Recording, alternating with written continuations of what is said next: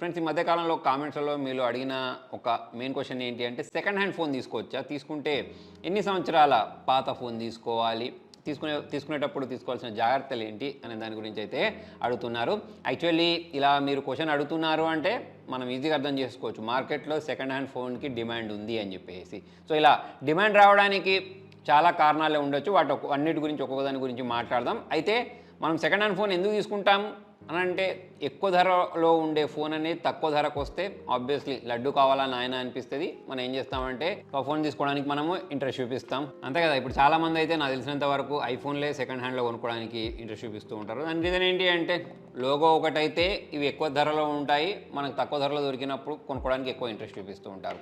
అయితే మరి ఐఫోన్ గురించి మాట్లాడినట్టయితే దాని బ్రాండ్ వాల్యూ కాబట్టి జనాలు తీసుకోవడానికి ఇంట్రెస్ట్ చూపిస్తారంటే ఓకే. కానీ ఆండ్రాయిడ్ ఫోన్ తీసుకోవడానికి రీజన్ ఏంటి అని మనం ఆలోచించినట్టయితే ఒకప్పుడు మనం మంచి ఫోన్ కొనుక్కోవాలి అంటే 15,000 పెడితే మంచి ఫోన్ వచ్చేది. ఇక దాని తర్వాత ఏమైంది, 20,000 పెడితేనే మంచి ఫోన్ వచ్చే పరిస్థితుల్లో మనం వచ్చేసాం. దాని తర్వాత 25,000 పెడితే మంచి ఫోన్లు దొరికే పరిస్థితిలోకి వచ్చాం. ఇప్పుడు చూసుకున్నట్టయితే 30,000 పెట్టండి మనకు డీసెంట్ ఫోన్ అయితే రాదు. అంటే మంచి performance, fast charging, AMOLED display, మంచి ప్రాసెసర్ ఇవన్నీ కావాలంటే 30,000 అయితే పెట్టాలి. అలా అంటే 10,000కి మొబైల్ దొరకవంటే 10,000కి కూడా దొరుకుతాయి. కాకపోతే దానిలో ల్యాగ్స్ ఉంటాయి, కెమెరా బాగుండదు, బ్యాటరీ బాగుండదు, డిస్ప్లేలు హెచ్డీ ప్లస్ డిస్ప్లే ఇస్తారు.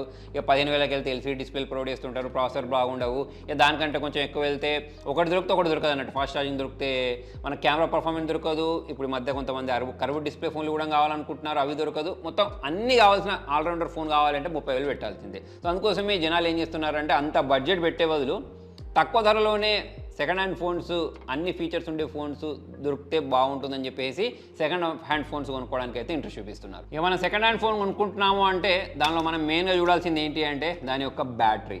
సో ఇప్పుడు నేను ఇంత ఈజీగా ఈ మొబైల్ యొక్క బ్యాటరీ తీసేసాను, కానీ ఇప్పుడు ఆ పరిస్థితి లేదు. మనం ఒక బ్యాటరీ డెడ్ అయిపోయింది లేదా దాని బ్యాటరీ బ్యాకప్ ఎక్కువ వస్తలేదు అంటే ఇంత ఈజీగా అయితే మనం షాప్లో నుంచి కొనుక్కొని రీప్లేస్మెంట్ చేసుకునే అవకాశాలు అయితే లేవు. ఇప్పుడు చాలామంది వాళ్ళ దగ్గర ఉండే ఫోన్స్ని అమ్మేస్తున్నారు అంటే మెయిన్ రీజన్ ఏంటి అంటే బ్యాటరీ బ్యాకప్ ఎక్కువ రాని కారణంగా అమ్మేస్తూ ఉంటారు. అందుకోసమే మనం ఎప్పుడైనా ఒక ఫోన్ కొనుక్కుంటున్నాము అంటే మంచి బ్యాటరీ బ్యాకప్ ఉండే ఫోన్నే కొనుక్కోవాలి. ఇప్పుడు అదే మనం ఐఫోన్ గురించి మాట్లాడినట్టయితే ఐఫోన్లో మనకు బ్యాటరీ హెల్త్ అని చెప్పేసి ఒక ఆప్షన్ ఉంటుంది. సెట్టింగ్లోకి వెళ్తే అక్కడ మనకు 90% కంటే తక్కువ ఉంటే ఆ ఐఫోన్ని కొనుక్కోకపోవడమే బెస్ట్. ఎందుకంటే దానిలో బ్యాటరీ బ్యాకప్ రాదు. బ్యాటరీ బ్యాకప్ రాకపోతే ఆటోమేటిక్లీ ఆ మొబైల్ యొక్క పర్ఫార్మెన్స్ అనేది తగ్గిపోద్ది. ఎందుకు తగ్గుద్ది అని అంటే ఇక్కడ మనకు బ్యాటరీ బ్యాకప్ ఎక్కువ రావడానికి ఆ మొబైల్ ఏం చేస్తుందంటే దాని పర్ఫార్మెన్స్ని తక్కువ చేస్తుంది. సో అందువల్ల మొబైల్ పర్ఫార్మెన్స్ బాగుండదు, ప్లస్ బ్యాటరీ బ్యాకప్ కూడా ఎక్కువ రాదు. కాబట్టి అందుకోసమే 90% బ్యాటరీ హెల్త్ అనేది తక్కువ ఉండే ఐఫోన్స్ని కొనుక్కోకండి. ఇక నెక్స్ట్ అదే మనం ఆండ్రాయిడ్ ఫోన్ విషయానికి వచ్చినట్టయితే ఆండ్రాయిడ్ ఫోన్లో కూడా అంతే, బ్యాటరీ బ్యాకప్ తక్కువ వచ్చిన కారణంగానే మొబైల్స్ చాలామంది సేల్ చేసే వాళ్ళని నేను చూశాను. ఈ మధ్య వచ్చే చాలా ఆండ్రాయిడ్ ఫోన్ మొబైల్ కంపెనీస్ అనేవి ఫాస్ట్ ఛార్జింగ్ టెక్నాలజీ తోటి మొబైల్ లాంచ్ చేస్తున్నాయి. 120 వాట్స్, 150 వాట్స్,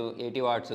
సో అలా ఎంత ఫాస్ట్గా మొబైల్ అనేది ఛార్జ్ అవుతూ ఉంటే రాను ఆ మొబైల్ యొక్క బ్యాటరీ లైఫ్ అనేది కూడా అంత ఫాస్ట్గా డిశ్చార్జ్ అవుతూ ఉంటుంది. అంటే దాని బ్యాటరీ బ్యాకప్ అనేది ఆటోమేటిక్గా తగ్గిపోతూ ఉంటుంది. అందుకోసమే ఆండ్రాయిడ్ ఫోన్లు కొనుక్కునేటప్పుడు కూడా మనం చాలా పాత మొబైల్స్ కొనుక్కోకుండా రీసెంట్గా లాంచ్ అయినా లేకపోతే అప్పుడప్పుడే కొనుక్కొని వాళ్ళకి నచ్చగా మొబైల్ని సేల్ చేస్తుంటారు. సార్ అటువంటి మొబైల్ కొనుక్కోవడం బెస్ట్. దాని తర్వాత మనం చూడాల్సింది సెకండ్ హ్యాండ్ మొబైల్ కొనుక్కునేటప్పుడు చాలా మటుకు జరిగేవి మొబైల్ అనేది దొంగతనం చేసి అమ్ముతూ ఉంటారు.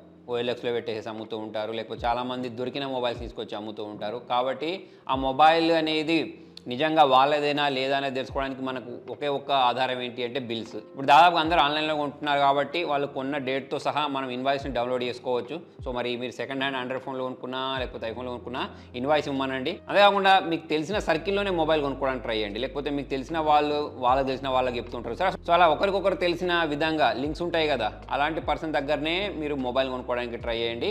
దాంతోపాటు పక్క IMEI నెంబర్ చెక్ చేయండి. సో ఈ మధ్య కాలంలో IMEI నెంబర్ తోటి ఆ మొబైల్ అనేది ఒరిజినల్ డూప్లికేట్ అనేది తెలుసుకోవడం చాలా ఈజీ. ఇప్పుడు చాలా మటుకు మొబైల్ కంపెనీస్ అనేవి వాళ్ళ సైట్లోనే IMEI నెంబర్ని ప్రొవైడ్ చేస్తున్నాయి కాబట్టి దాని ద్వారా బేసిక్ ఇన్ఫర్మేషన్ అయితే తెలుసుకోవచ్చు ఆ మొబైల్కి సంబంధించింది. అంటే ఆ మొబైల్ మోడల్ ఏంటి అదంతా తెలిసిపోద్ది. లేదా కొన్ని IMEI చెకింగ్ వెబ్సైట్స్ కూడా ఉంటాయి, దానిలోకి వెళ్ళేసి ఆ IMEI నెంబర్ టైప్ చేస్తే నిజంగానే ఆ మొబైల్ అనేది సేమ్ IMEI నెంబర్కి చెందిందా అనేది అయితే తెలుసుకోవచ్చు. నెక్స్ట్ ఇంకోటి నేను గమనించింది ఏంటి అంటే చాలామంది డమ్మీ ఐఫోన్స్ కొనుక్కొని మోసపోతూ ఉంటారు. ఇటువంటివి అనేవి OLXలో ఫ్రాడ్స్ అనేవి ఎక్కువ జరుగుతూ ఉంటాయి. మొత్తం చూస్తే ఐఫోన్ లాగానే కనిపిస్తుంది, ఫ్రంట్ నుంచి బ్యాక్ నుంచి లోగో ఆ ఓఎస్ ఇట్లా ఓపెన్ చేసినా సరే ఐఫోన్ లాగానే కనిపిస్తుంది. కాకపోతే దానిలో ఉండే యాప్ స్టోర్ మనం ఓపెన్ చేసినప్పుడు అక్కడ యాప్ స్టోర్ కాకుండా మనకు ఆండ్రాయిడ్ సంబంధించిన ప్లే స్టోర్ కనిపిస్తుంది. మొత్తానికి అదొక ఆండ్రాయిడ్ మొబైల్, కాకపోతే చూడడానికి మాత్రం మీకు ఐఫోన్ లాగా కనిపిస్తూ ఉంటుంది. సో అలా అని చెప్పేసి మరి ఐఫోన్ లాంటి కెమెరా పర్ఫార్మెన్స్ మొబైల్ పర్ఫార్మెన్స్ ఇస్తుందా అంటే అలా ఏమి ఉండదు. దాని లోపల ఉండే పార్ట్స్ అనేవి అన్నీ ఏమో అవుట్డేటెడ్ పార్ట్స్ ఉంటాయి. కాబట్టి మీరు ఎప్పుడైనా సరే ఐఫోన్ని ఆన్లైన్లో కొనుక్కునేటప్పుడు మాత్రం ఫిజికల్గా వెరిఫై చేయండి. అంటే మీ ఫ్రెండ్ చెప్పాడు కదా అని చెప్పేసి అరే పంపించేయమని చెప్పరా అని చెప్పేయడము, లేకపోతే OLXలో చూసేసి మీరు నాకు మొబైల్ పంపించేయండి నేను డబ్బులు వేసేస్తాను అని అనడము. వాళ్ళు ట్రాప్ చేస్తూ ఉంటారు. ఇప్పుడు ఫస్ట్ మీకు ఓ 10,000 ఏమో చెప్తారు, మేము 3,000కి ఇవ్వడానికి కూడా రెడీ అయిపోతూ ఉంటారు. సో మీకు తక్కువ ధరకు వస్తుంది అని చెప్పేసి మనం 3,000 ట్రాన్స్ఫర్ చేసిన తర్వాత మొబైల్ అనేది మనకి ఇంటికి వచ్చినా సరే వేస్ట్ అయిపోద్ది. కాబట్టి డమ్మీ ఐఫోన్ విషయంలో అయితే జాగ్రత్తలు వహించండి. అలాగే ఆండ్రాయిడ్ ఫోన్ కొనుక్కునేటప్పుడు కూడా జాగ్రత్తలు తీసుకోవాలి. ఇప్పుడు మనం OLXలో కానీ లేకపోతే వేరే ఎక్కడైనా మార్కెట్లో మీరు చూసినప్పుడు ఫోన్ పైనుంచి సూపర్గా కనిపిస్తుంది. దానికి రీజన్ ఏంటి అంటే గింత దొడ్డు బ్యాక్ కేసులు పెడుతూ ఉంటారు, ముందర ట్యాంపర్ గ్లాసులు పెడుతూ ఉంటారు. సో దాన్ని చాలా ఎక్కువ టైం వాడతారు. వాడిన తర్వాత ఆ మొబైల్లో బ్యాటరీ డిగ్రేడేషన్ ప్రాబ్లమ్స్ వస్తాయి, ఇంకా చాలా రకాల ఇష్యూస్ వస్తూ ఉంటాయి. చాలామంది ఏం చేస్తారంటే మొబైల్ డిస్ప్లే పగిలిపోయిన తర్వాత సెకండ్ హ్యాండ్ మార్కెట్లో నుంచి థర్డ్ పార్టీ డిస్ప్లే తీసుకొచ్చి దాని మీద వేస్తారు. అలానే బ్యాటరీలు కూడా థర్డ్ పార్టీ బ్యాటరీలు రీప్లేస్ చేసేవి కూడా ఉంటాయి కదా. సో అటువంటి బ్యాటరీస్ రీప్లేస్ చేస్తూ ఉంటారు. మొబైల్ పైన నుంచి చూడడానికి బాగా అనిపిస్తుంది, కాకపోతే మనం కొనుక్కొని వాడిన తర్వాత మనకు అసలు ప్రాబ్లంలు రావడం స్టార్ట్ అయిపోతాయి. కాబట్టి మరి ఫస్ట్ మనం కొనుక్కునేటప్పుడే ఆ మొబైల్ యొక్క పార్ట్స్ అనేవి జెన్యునా కాదా అనేది తెలుసుకొని అప్పుడు ఆ మొబైల్ కొనుక్కోవడం బెస్ట్. మరి ఎంత పాత ఆండ్రాయిడ్ ఫోన్స్ కొనుక్కోవాలి, ఎంత పాత ఐఫోన్స్ కొనుక్కోవాలి అనే దాని గురించి మాట్లాడదాం. ఫస్ట్ ఆండ్రాయిడ్ ఫోన్ విషయానికి వచ్చినట్టయితే ఆండ్రాయిడ్ ఫోన్లలో 1 ఇయర్ కంటే ఎక్కువ పాత అయితే కొనుక్కోకండి. అంటే ఇప్పుడు 2024 నడుస్తుందా, 2023 మార్చ్ వరకు ఉండే మొబైల్స్ అయితే కొనుక్కోండి, దానికంటే ముందు కొనుక్కోకండి.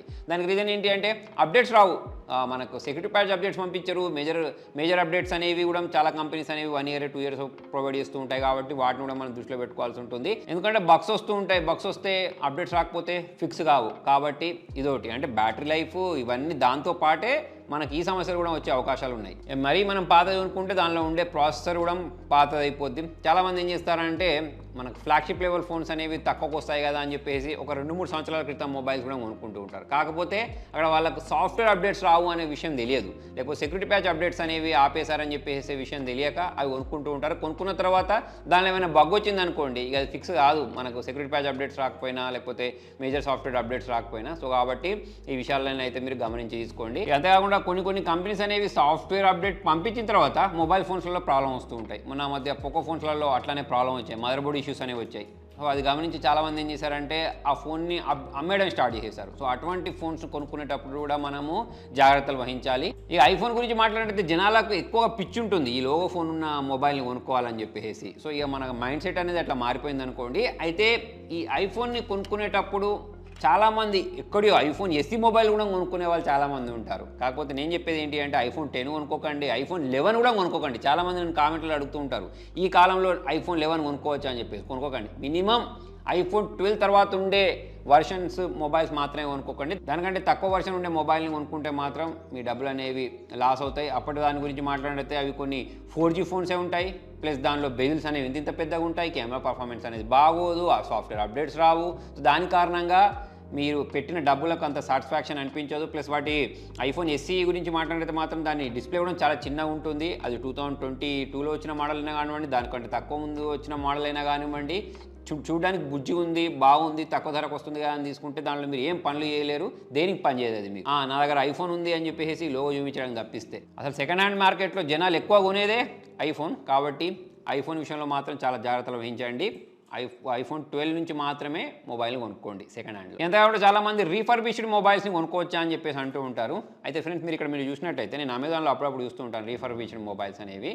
కొన్నిసార్లు మంచి ధరలే ఉంటాయి, కొన్నిసార్లు ఏంటంటే మీరు ఆ మొబైల్ కొనుక్కునే వాళ్ళు మీకు కొత్త మొబైల్ వస్తుంది ఇంకో 4-5 వేలు పెడితే. సో మరి ఆ 4-5 వేలకు మనం రీఫర్బిష్డ్ మొబైల్ కొనుక్కోవడము అంత కరెక్ట్ విషయం కాదు. యాక్చువల్లీ చాలామంది సెకండ్ హ్యాండ్ మొబైల్స్ రీఫర్బిష్డ్ మొబైల్స్లో కన్ఫ్యూజ్ అవుతూ ఉంటారు. రీఫర్బిష్డ్ అంటే ఏం లేదు, ఇప్పుడు ఫర్ ఎగ్జాంపుల్ నేను ఐఫోన్ కొనుక్కున్నాను అనుకోండి, ఇందులో నాకు ఏదో ఒక లోపం అనిపించింది, నేను కంపెనీకి రిటర్న్ పెట్టేసాను అనుకోండి, వాళ్ళ మొబైల్ని రిటర్న్ తీసుకొని దానిలో ఉండే లోపాలని సరి చేసి మళ్ళీ సేమ్ కొత్త దానిలాగా ప్యాక్ చేసి ఆ మొబైల్ని సేల్ చేస్తారన్నట్టు. సో కొన్నిసార్లు దానిలో 6 months వారంటీ అట్లా ఇట్లా వారంటీలు కూడా ప్రొవైడ్ చేస్తూ ఉంటారు.